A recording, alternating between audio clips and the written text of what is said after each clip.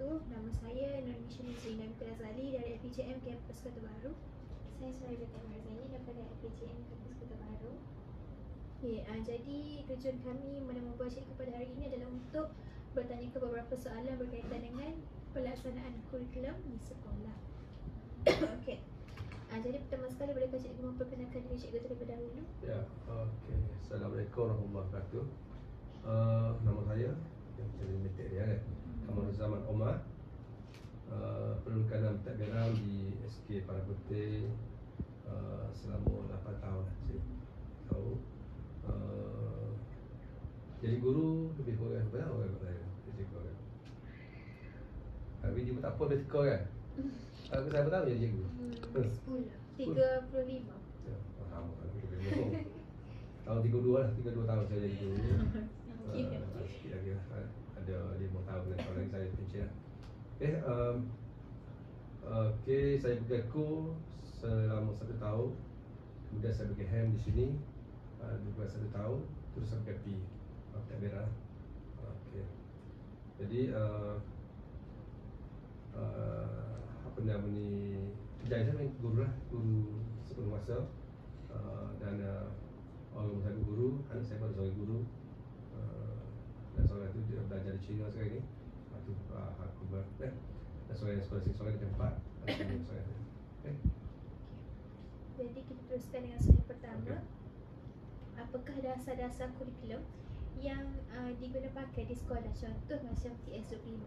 Dan selain daripada TS25, apa lagi dasar-dasar kurikulum oleh kerajaan yang diaplikasikan dan diimplementasikan di sekolah? Kita akhir ni memang kita menekankan TS25 lah, transformasi sekolah. Dalam tahun ni merupakan tahun akhir TS25 kan. Dan di mereka awal dulu kita TS25 ni tahun 2021 ke, saya mandi khusus dengan TS25 ni. Dan banyak perkara lah setelah kita buat reformasi dekat sekolah kan. Antaranya yang kita buat, kita mengubah warna sekolah kita dulu daripada warna yang warna-warni, kita jadikan white school. Dan kita dapat peruntukan untuk cap daripada jabatan. Dan terus kita gotong royong cikgu-cikgu sekolah ni warna putih dan white school tengok kan. Itu hasil gotong royong cikgu-cikgu lah. Saya setiap mak satu kita gotong royong untuk kita membuat satu perubahan yang berlaku. Dan di samping itu kita juga ada buat projek-projek lain seperti penanaman serar di kawasan sekitar. Serar iklan serar dulu, macam ada serar sekolah ni. Jutawan serar ada lah. Dengar ke? Ada nampak saya pun. Rasmiah jutawan serar. Kemudian kita ada ikan hiasan untuk kita jual pada pelajar di luar komuniti. Dan sekarang ni kalau kita tengok perubahan kita buat, kita ada interaktif pasar negeri. Itu semua perubahan-perubahan yang telah kita lakukan. Kita ada projek sayur-sayuran, tanaman dan sebagainya. Itu dari segi fizikal sekolah. Dari segi kurikulum, kita buat beberapa kali taklimat di musyawarah untuk menekankan para cikgu ni berkenaan dengan dokumentasi lah. Setiap program yang kita buat, kita kena adakan dokumentasi. Itu yang paling penting dari TS25.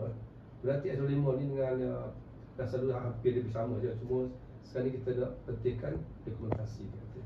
Termasuk dalam bidang PBD kita, PBS, dan juga peranan-peranan panitia.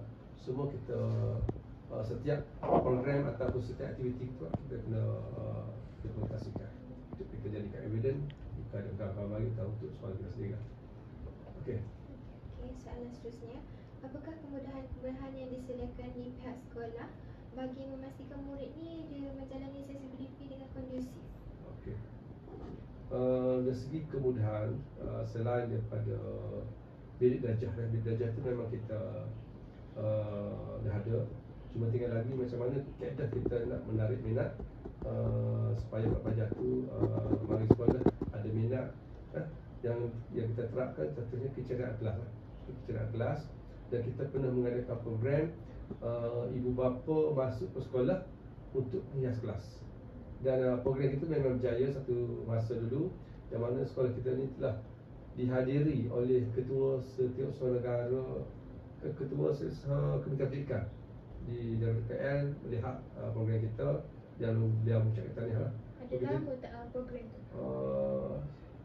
Saya ingat nama lah, tak lupa nama nanti ke 4 tahun lepas saya rujuk malah program.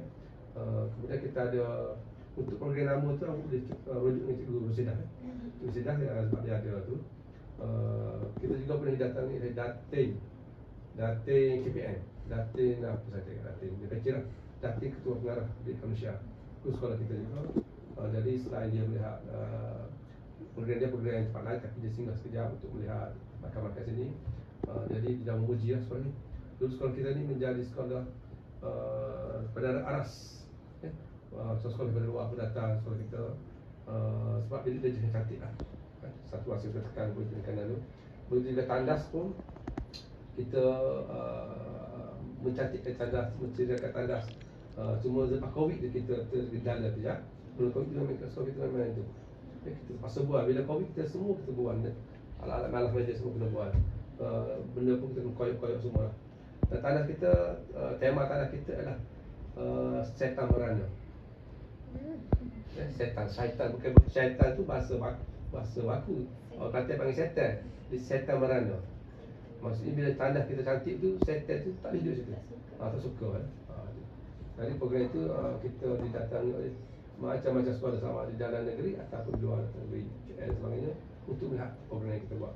Itu program kita di peringkat lah TS25. Dan yang terakhir kita buat ni library bahan interaktif lah. Library bahan interaktif dan juga tamat-tamat lah. Jadi library bahan interaktif ni kita punya kos lebih kurang RM55,000. Kita dapat sponsor dan juga ada duit kita gunakan.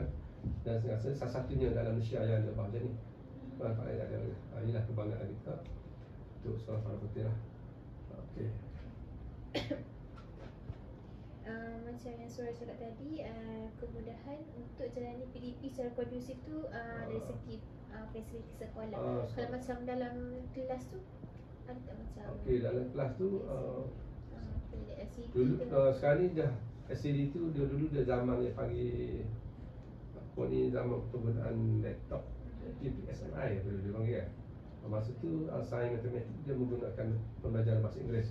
Itu zaman betul-betul Mahathir lah. Masa tu memang dia pasal lah LCD semua, tapi sekarang ni benda tu dah tak ada jasa kita apa lain. Jadi benda-benda tu memang tak ada lah sekarang.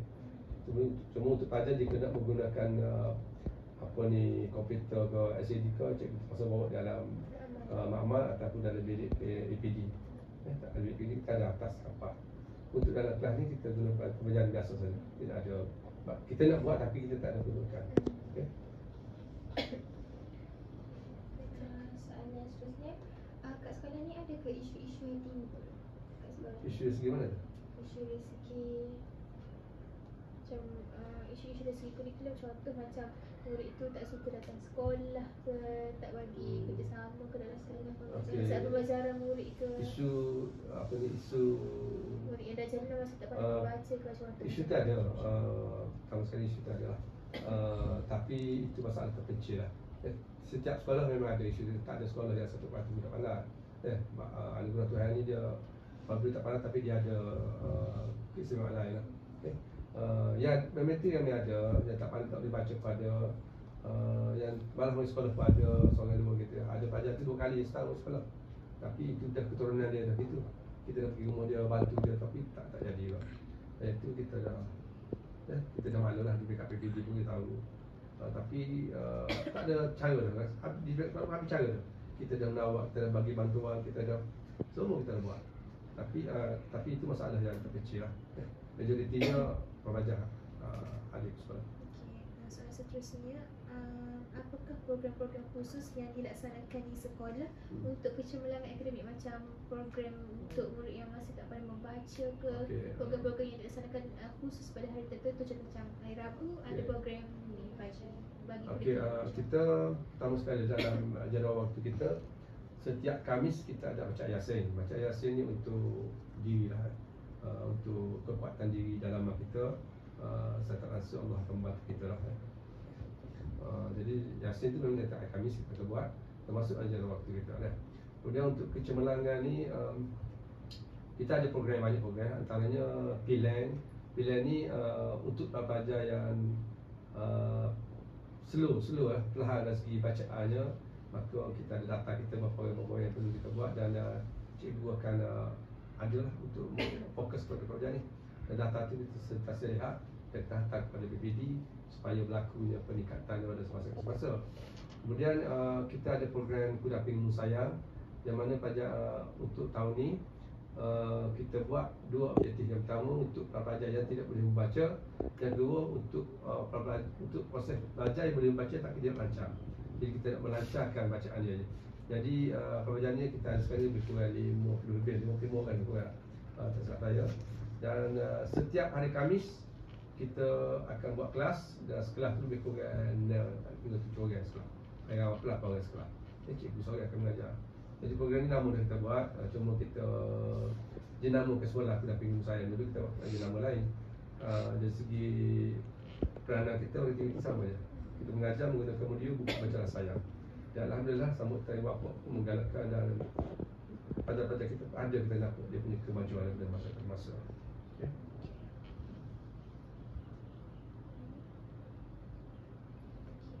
Jadi kami rasa itu sahaja soalan daripada kami. Terima kasih kepada cikgu sebab sudi untuk meluangkan masa menjawab soalan daripada kami. Okay. Terima kasih cikgu.